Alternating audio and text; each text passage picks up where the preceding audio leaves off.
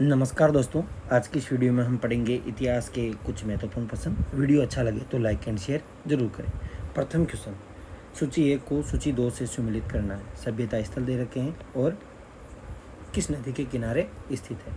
हड़प्पा सभ्यता आपके रावी नदी के किनारे, मोहनजोदड़ो आपके सिंध नदी के किनारे, लोथल आपके भोगवा नदी के किनारे, कालीबंगा आपके घग्गर नदी के किनारे। ये ऑप्शन इसमें राइट होगा। हड़प्पा सभ्यता के अंतर्गत हल से जोते गए खेत के साक्ष्य कहाँ से मिले हैं? तो दोस्तों, हल से जोते गए खेत के साक्ष्य कालीबंगा से मिले हैं। सिंधु सभ्यता की ईंटों का अलंकरण किस स्थान से मिला है? यह आपके कालीबंगा से मिला है। मोहनजोदड़ो कहाँ स्थित है? यह आपके पाकिस्तान के सिंध प्रांत में स्थित है।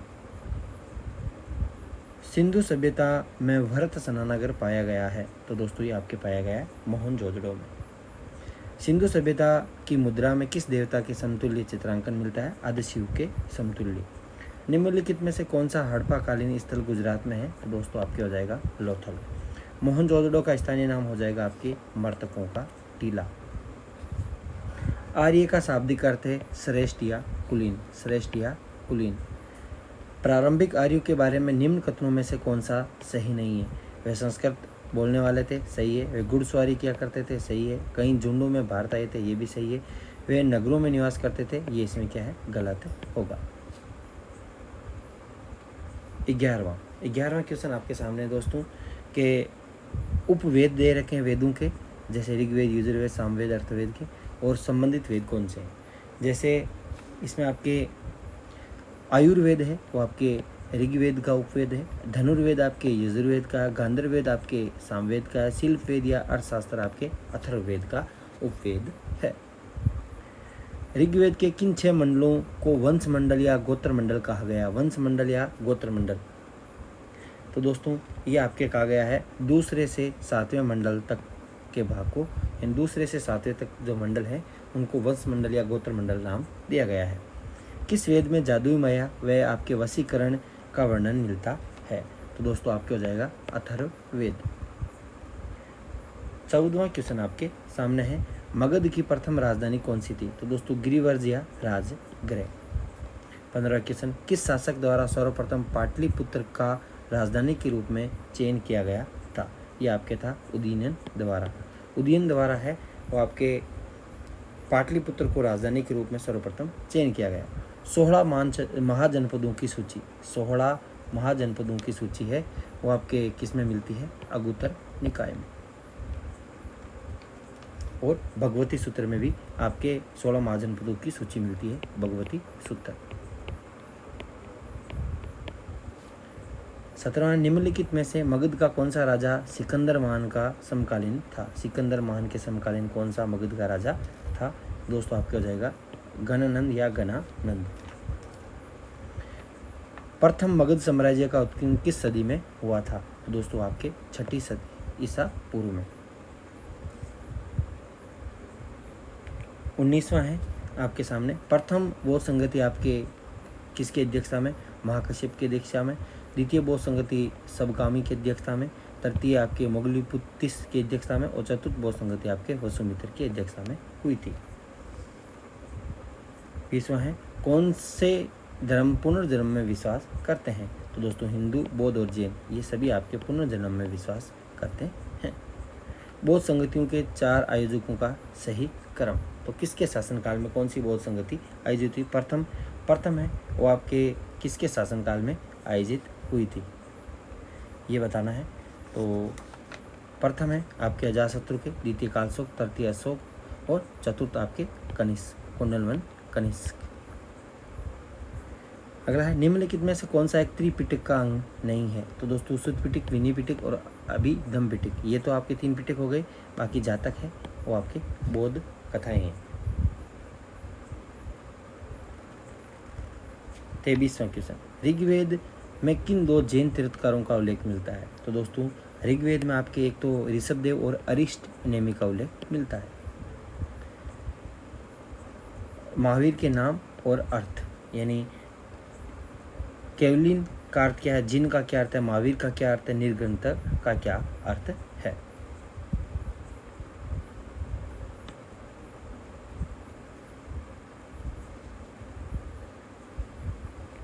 जैसे केवलिन यानी महावीर का तो आपके हो जाएगा आपके केवलिन का तो आपको पूर्ण ज्ञानी, जिन का मतलब होगा इंद्रियों को जीतने वाला, और निर्गंध का मतलब होगा बंधन रहित, और महावीर का मतलब हो जाएगा आपके अपरिमित पराक्रमी।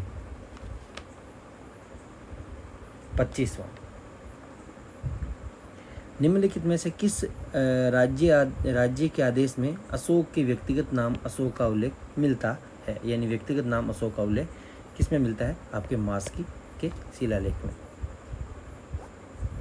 निम्नलिखित व्यक्तियों में कौन सा एक व्यक्ति अशोक के प्रस्तर स्तंभ में गलत है, तो दोस्तों आपके 26 में आपके हो जाएगा, इन पर बढ़िया पॉलिश है, स्तंभों पर सप्त शुंडाकार है, ये अखंड है, स्थापत्य संरचना के भाग है। तो दोस्तों निम्नलिखित में से कौन सा व्यक्ति अशोक के प्रस्तर स्तंभों के बारे में गलत है, तो स्थापत्य संरचना के भाग है, ये इसमें क्या है, डी ऑप्शन में क्या है, गलत है। 27 में श्रीनगर की स्थापना किस मौर्य शासक ने, अशोक ने की थी। उसके बाद में 28वां है कि प्रांत और राजधानी दे रखी है, उत्तरापंत, दक्षिणापंत, अवंती और प्राची यानी पूर्वी प्रदेश, इनकी राजधानी हमें बतानी है। तो जैसे उत्तरापंत की आपके तक्षशिला, दक्षिणापंत की आपके सोनगिरी, अवंती की उज्जैनी, और आपके पूर्वी प्रदेश यानी प्राची के आपके पाटलिपुत्र। 1 नंबर ऑप्शन राइट होगा।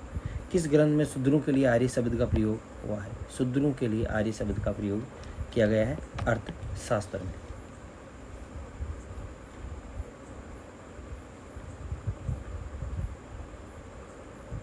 तीसवां है, अशोक ने अपने राज्याभिषेक के 4थे वर्ष में निग्रोथ के प्रभाव से प्रभावित होकर किससे बौद्ध धर्म की शिक्षा ली थी, यह आपके ली थी उपगुप्त से।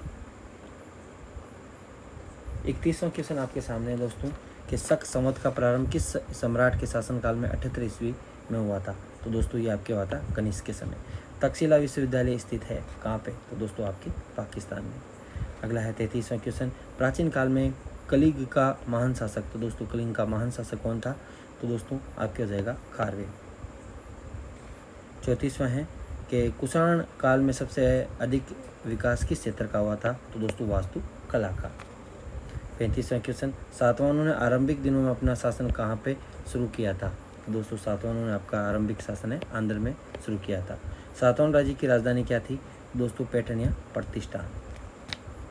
37वां है, निम्नलिखित में से कौन सा अभिलेख कलिंग नरेश खारवेल से संबंधित है, तो दोस्तों ये आपके हो जाएगा हाथी गुफा आपके अभिलेख।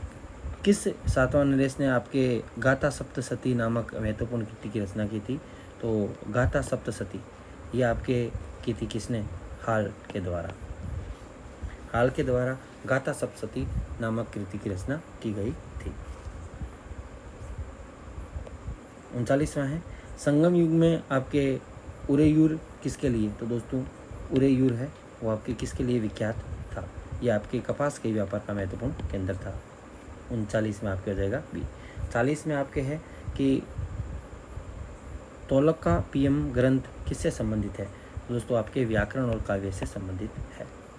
41 में आपके है कि धार्मिक कविताओं का संकलन कुरल आपके किस भाषा में था, तो दोस्तों कुरल है आपके तमिल भाषा में था। किस भाषा में था, तमिल भाषा में। 42वां है, किस संगम युगीन राज्य के संरक्षण में 3 संगमों का आयोजन हुआ था, तो दोस्तों ये आपके हुआ था पांड्य संगम युगीन राज्य के संरक्षण में 3 संगमों का आयोजन हुआ था। 43वां क्वेश्चन है, किसने उल्लेख किया कि नंदू ने अपना कोष गंगा की धारा में छिपा रखा है, तो ये आपके मामूल नार ने उल्लेख किया है। मामूल नार है, उन्हें उल्लेख किया कि नंदू ने अपना कोष गंगा की धारा में छिपा रखा है।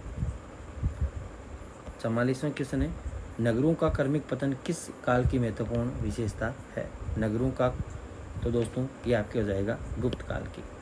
45वां है, किस वंश के शासकों ने मंदिरों एवं ब्राह्मणों को सबसे अधिक ग्राम अनुदान में दिए थे, तो दोस्तों ये आपके हो जाएगा गुप्त वंश।